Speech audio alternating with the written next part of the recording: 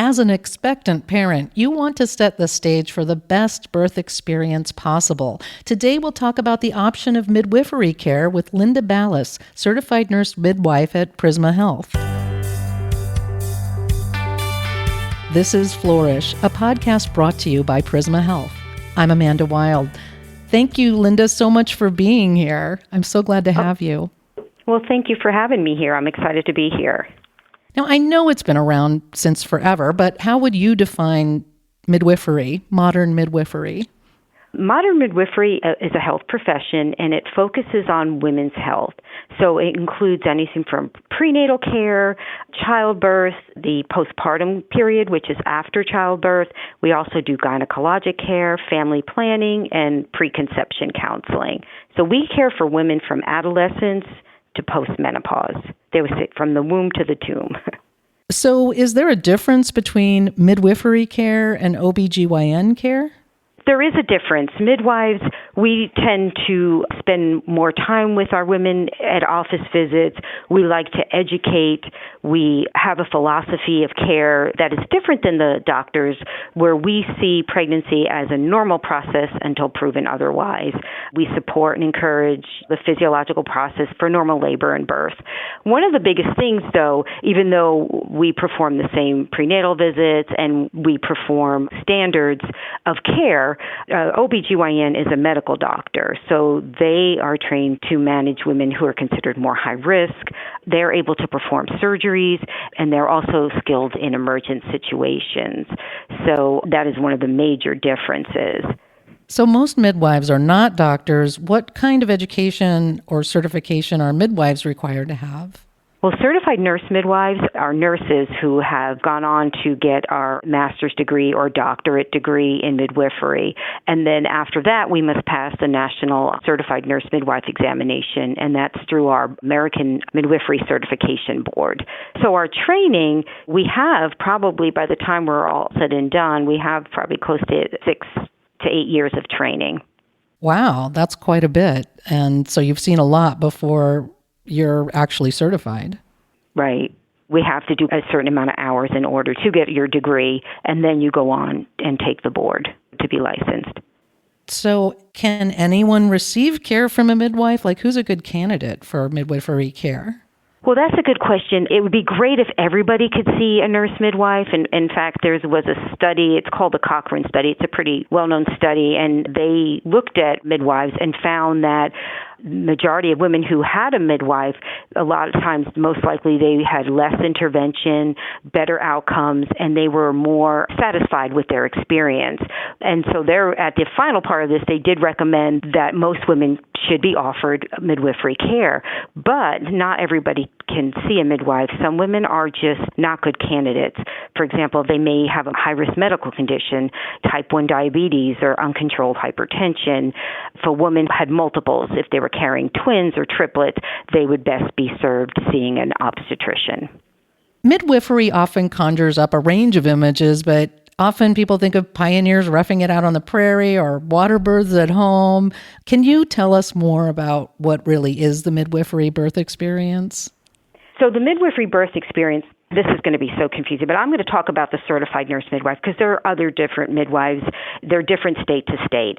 But a certified nurse midwife, we can either deliver at a hospital setting or we could be present at a birthing center. And some states also, they can do home birth. So we here at Prisma, we attend birth in the hospital. So with a midwife, you can get an epidural, you can choose to have a water birth. We support a woman's decision in what she would like to do. So we provide that emotional support during labor, and we like to empower women to have like a positive birth experience. And I've probably said this back before, one of the things we do, especially at our office visits, is just to educate so that a woman knows what to expect to the most part during labor. We go over prenatal care, eating right, taking good care of yourself. So we're there during the labor, so we actually help women as they are going through, recommend different techniques to help manage their labor. One of the myths for midwives is that you can't have medication, and we can prescribe medication. And if somebody wants an epidural, that's perfectly fine. They can have an epidural as well. Are there any other myths you'd like to dispel about midwifery? One of the myths is that we only do home births. Like you were saying before, when you picture a midwife, you picture like that old-time granny midwife who's probably never even had a high school education, going house to house to do these deliveries. And now in modern times, it's not like that. So a majority of midwives attend births in the hospital. Very few actually go to homes. Do you work exclusively in the hospital in your practice? Yep, exclusively in the hospital. We have an office where we see women either prenatal or for gynecological care, or some want counseling and family planning. That'll be done at our office. And then if we are on call, we are at the hospital. So much support. Do midwives only provide maternity care, or can they provide primary care as well? We do primary care. And we see women through their annual visits. If somebody wants preconception counseling, we do a little bit of infertility workups. So we will start basic care. And if somebody risks out, for example, they need maybe to see a fertility specialist, we'll refer that to them. Or if they tend to have something wrong and they need to see an endocrinologist, we'll refer out. Or if they need surgery, we'll refer to a gynecologist. Can midwives prescribe medication? Yes, certified nurse midwives can prescribe medication.